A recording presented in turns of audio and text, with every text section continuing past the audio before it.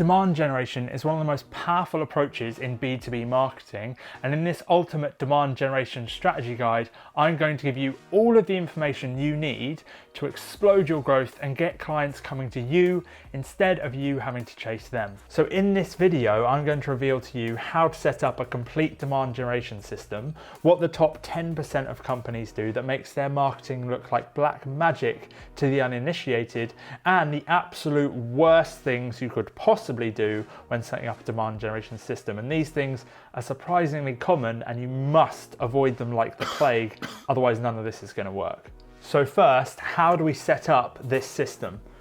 Well, I've mapped it all out for you. Firstly, what we're going to do is create content that educates our target audience. Later in the video, I'm going to explain exactly how you figure out what that content should be, because if you get it wrong, this doesn't work. You put the wrong type of people into the top of the funnel. But what we want to do is from that content, we ideally want to send someone to a place where they can get a little bit more involved with us, where they can step it up to the next level. Let's say that's a call. We could send them to our website where they can book a direct call with us. But what we also want to do is ideally set up some sort of remarketing audiences so that we can create this pot of people who have the problem that we're resolving. And then we set up remarketing audiences on LinkedIn and Facebook. These remarketing audiences allow us to keep on pummeling people with more content that educates, informs, and has calls to actions to the next step of our process. So with that, we then tack on a traditional lead generation funnel. We would run an ad, and those ads would push someone towards a lead form or a landing page sequence where they could submit their lead information and then schedule into a call. And I've seen all this work firsthand. So what I used to do is I used to run this sort of funnel, a traditional lead generation funnel. And don't get me wrong, it worked. We ran ads, we put people onto calls, people showed up to the calls and closed. But the show rates weren't exactly ideal and the close rates on the calls weren't amazing. But what I did find, at this point we were making YouTube content, is that anyone who came into that exact same funnel from the source of LinkedIn, YouTube, had watched a webinar or something like that, they showed up to the call with, firstly the show rates were amazing. Secondly, on the call, the conversation flowed better. It was like talking to a friend. There was no pressure on it. It all felt more natural. Basically, there were less objections. They closed easier. They were better clients.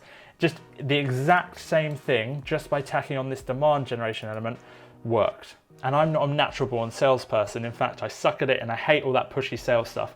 So any instance where I can get someone to come onto a call, basically pre-sold, I'm going to take full advantage of. And the main reason all this was happening is because those people came into the sales interaction with more time and exposure to me. So they had more trust in me and they understood fundamentally what my service was before speaking to them. If you want to know what all this is and what it's sort of explaining, it's part of a free course we have, which is our Introduction to the Controlled Growth Frameworks, my signature system I've been building for the last 4 years. There's a link below, you can just gain immediate access to that. Now this next part is where we turn everything up to 11. So what we've done is we've generated demand and we've also turned that demand into a call. But what we're going to do is we're going to push everyone who's booked a call, who's in our CRM, back into the content that we originally used to create demand. So it becomes a massive flywheel. The content we create not only generates new demand for people coming into our system, but it also helps nurture the people that are already in the buying cycle directly speaking to us, so that it makes the sales process way easier. So we'll use things like automated email sequences, remarketing campaigns, and we'll also add people on LinkedIn. On the sales call, we can recommend they go watch XYZ, and we'll push them back into that content so it gets used at all stages of the pipeline. Now, I tried to do all of this myself 6 or 7 years ago with a company I developed called FSE. FSE was a bunch of planners I designed. They were for project managers. It was basically so they could organize their day in a simpler way. And what I thought I'd do is I thought, right, I need to sell these things. I will set up a YouTube channel and I'll set up some blog posts. And what I'll do is I'll write about things around productivity, and then I'll push people towards a sales page where they can buy my stuff. However, that system didn't work out great, and I've got about 7,000 of these things stuck in my garage. So Why didn't it work? The reason is because the content I was creating wasn't right. I was creating stuff around productivity, such as how to do meditation, how beneficial are cold showers, when in reality I should have just been writing about how to document your time or how to journal properly, etc. Things that are more related to my exact service. So how do you avoid that pitfall and make sure you generate the right type of content? So this graph is going to help us explain how we identify the right types of content to make. Now in the efficacy example here, I was creating content that was broadly related to my topic but not directly enough. So that's the first thing we need to look at. But beyond that, we also need to look at what sort of state of mind is our prospect in. There's a journey someone goes on between having the problem that we resolve but not being aware of that problem, they just feel the symptoms of the problem, to then becoming aware of what the problem is, to then becoming aware that they need a solution and they sort of understand what the solution is, they're actively looking for it. Lead generation is everything at this end of the graph. They are aware of the solution, they are seeking a solution, you just need to make sure you're the solution they pick. Demand generation is more focused on the top of the funnel, the larger group of people who have the problem but aren't necessarily immediately searching for the solution or have the symptoms of the problem so don't fully understand what the problem is yet. The content we make differs depending on where they are in this life cycle. So if they feel the symptoms of the problem, but they aren't aware that they really have the problem, we need to create content that targets the symptoms and explains the symptoms, then tries to educate them as to what the cause is so we can push them from problem unaware to problem aware. The people who are problem aware need to be taught how to strategically resolve that problem. Not the tactics, just the strategy that needs to be taken to resolve the problem. And then the people who are completely solution aware, I've settled on the strategy that's right for my exact situation, we need to explain how our exact specific solution, our exact path, our product, our service is the solution, how it's going to be the easiest solution of that strategic type they have chosen. Now, once you understand the principle of this, the best way to get ideas for content to create is to get those ideas directly from your target audience, ideally from your existing customers. So the best thing you can do is record your sales calls. Then go back and watch through the sales calls, and obviously in the sales calls you should be asking them what their problems are, how they want to resolve those problems. You watch back those videos and you create loads of notes. Are there any patterns? Are there things people consistently ask about? That's where you start with your content. And in relation to the content, you need to give actual value. Blog posts that just do a really high level overview of something written by someone very junior who doesn't fully understand the problem doesn't go down too well. You need an expert in their field who really understands things explaining if you want this to be effective.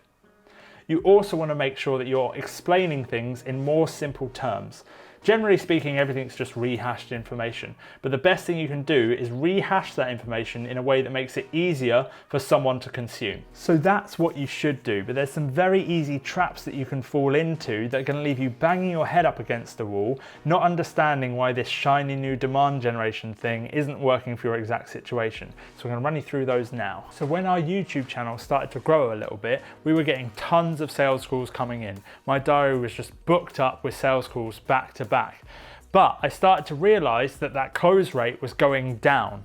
And the reason I identified that was happening is because people were getting on the call just to ask for information. Like I was offering a free call with anyone who watched the videos to help resolve their situation. So what I was doing is I was generating all this demand by creating all this content, and then I was offering something of extremely high value that took up a lot of my time. And those people were in the mindset of gathering information and wanting to do it all themselves. So they'd get on a call, we'd have a conversation, they'd say they wanted to buy because really they just wanted to ask me as many questions as they could, then they got off the call and they would never buy. And it's really easy with demand generation to drop into that pit, to just be a source of information people can use and then try and do it themselves. So what we did to resolve this problem is we added more friction to the funnel. If someone wanted to book a call with me, they had to be the qualified person, had to answer specific questions to show that they were qualified. And if they weren't qualified, what we do is we push them so they could buy our consultation services directly from the website so they didn't need to speak to me. And what this did is it lowered the amount of calls we had coming in, so I didn't have to spend all day on calls because that was becoming unmanageable. But the same amount of people who would have closed anyway still closed. So all we did did is we reduced the amount of sales calls whilst maintaining the same amount of closes. Now this next point is the most common pitfall I see everyone fall into. In fact, we were working with a very large enterprise SaaS company and we had set up a demand generation system for them. They had a huge solution, very, very expensive, and as a result of that, they needed a bit more in their funnel to build way more trust before someone was going to buy. So we set up a system whereby we were giving away white papers, toolkits, webinars, all of those sorts of things, so traditional demand generation. And it was objectively working. The numbers were great, it was generating leads, but one day the owner of the company came to me and he said, I want to try this demand generation thing. And I was like, that's exactly what we're doing. The reason he had said, I want more demand generation is because he wasn't getting any closes on the clients. He thought that by doing more demand generation, people would literally throw money at his face. And unfortunately, that's not the case. You still have to do the work to turn that demand into business, into paying clients. And the main problem they were having is they were generating all this demand. We had gated things, they were getting email addresses, LinkedIn profiles, people who had the problem that they resolved, but they weren't following up with any of them. So they got all of this contact information, all of these people put into their funnel, into their remarketing audiences, but they were never trying to take those people from that sort of problem aware stage to our solution is the fix for this. They had some lackluster email follow-up sequences and their sales reps didn't really follow up with anyone. And if they did, it was like 2 weeks later, it was a lazy phone call. The best companies that execute this know that, yeah, you need to generate that demand, but at a certain point in time, you need to turn that into a more serious interaction. So things like in your remarketing ads, making sure you have call to actions to the next step of the process to get them on a sales call. In your sales follow-up, checking in with those people, asking them questions, and then seeing if they do need help. There's a certain amount of interaction that needs to happen between you and the person consuming your content that takes them from a consumer of content into a consumer of your product or service. Just make sure you actually tack that bit on the end, because what a lot of people do is they set up all this content, but they have no way or haven't even thought about taking that and turning it into paying customers. So that's what to avoid, but there are companies that absolutely nail this really, really, really quickly. And I'm going to tell you exactly what they've done to get to that point as quickly as they have. I was having a consultation call with a founder last week who was absolutely nailing all of this. By the way, if you want any help with any of this stuff, there's a link below. We have a signature system called the Control Growth Framework. I can either set it all up for you or teach you how to do it yourself. And there are a few traits this guy exhibited which put him in that top 10%, probably even the top 1% of people who I speak to. I was asking him questions about what he'd done before, and then based on the answers to those questions, suggesting something new, something that would normally work in most situations. But what I found is his responses were that he had already done that, or they tested that and it did work or it didn't work, or we found that, yeah, we tried that thing, but then this thing, slightly different way of doing it actually worked a little bit better in our exact situation. All marketing is a feedback loop. It's testing, it's experimentation. What this person understood is that journey. It's that, yes, they were going to try things and it was going to work. They were going to try things that didn't work. But if they kept on adjusting very slightly, little tiny things, it would become more and more and more efficient over time. With your demand generation, you're going to have to do this. The first time you try this, I hate to break it to you, it's not going to work perfectly well. You're going to get unqualified people coming in because your content isn't quite right. Or you're not going to have that follow-up sequence in place to take all the demand you're generating and turn that into actual cash. So if you want to be in that top 10 or 1%, what you need to do is listen to the data instead of your gut. Quite often when I speak to people, they say, I think I should do this. I think this is going to work. And in their head, they've decided that is the solution. I've done this myself so many times.